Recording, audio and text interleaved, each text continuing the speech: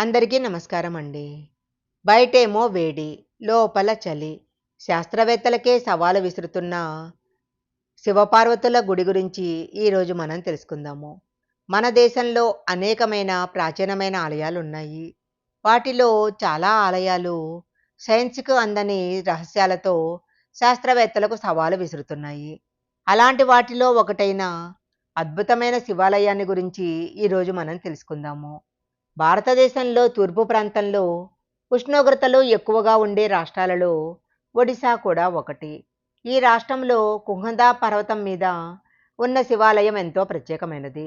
ఈ పర్వతం మీద శివపార్వతుల ఆలయం ఉంది. ఆలయం వెలుపల విపరీతమైన వేడి ఉండగా గర్భాలయంలో మాత్రం చలిగా ఉంటుంది.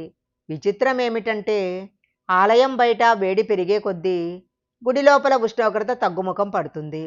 వినటానికి ఆశ్చర్యంగా ఉన్నా ఇది నిజము. ఈ ఆలయ విశేషాలు స్థల పురాణం గురించి తెలుసుకుందాము. ఆది దంపతులైన శివపార్వతుల ఆలయాలు ఎక్కువగా కొండ కోణల్లో ఉంటాయి. అలాంటి ఆలయాల వెనుక అనేక పురాణ గాథలు వినిపిస్తూ ఉంటాయి. ముఖ్యంగా కొన్ని ఆలయాలలో సైన్స్ కూడా ఛేదించలేని రహస్యాలు వింటుంటే మనం ఆశ్చర్యపోతాము.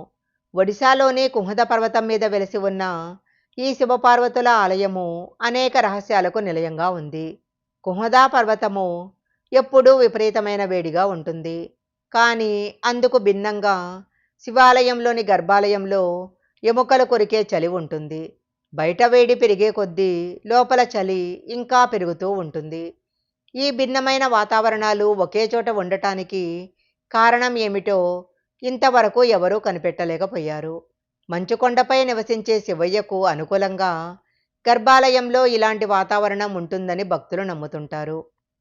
ఈ రహస్యము ఎంత ఛేదించటానికి ప్రయత్నించినా అంతు చిక్కలేదు. అయితే ఈ ఆలయంలో ఉన్న శివపార్వతులను దర్శించుకుంటే అన్యోన్య దాంపత్యం సిద్ధిస్తుందని భక్తులు నమ్ముతుంటారు. అందుకే ఒడిశా రాష్ట్ర ప్రజలతో పాటు ఇరుగు పొరుగు రాష్ట్రాలైన బెంగాల్, ఆంధ్ర రాష్ట్ర ప్రజలు కూడా ఈ ఆలయాన్ని దర్శించి మొక్కులు తీర్చుకుంటూ ఉంటారు. ప్రతిరోజు భక్తుల రద్దీతో సందడిగా ఉండే ఈ మిస్టరీ ఆలయాన్ని ఒక్కసారి దర్శించిన జీవితకాలం అనుభూతిని సొంతం చేసుకోవచ్చు. ఓం నమ శివాయ. ఈ వీడియో గనక మీకు నచ్చినట్లయితే లైక్ చేయండి, షేర్ చేయండి. ఇలాంటి మరిన్ని వీడియోల కోసం మా ఛానల్ సబ్స్క్రైబ్ చేసుకోండి.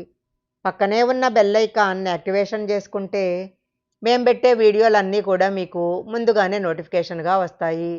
మరొక మంచి వీడియోతో మళ్ళీ కలుసుకుందాం.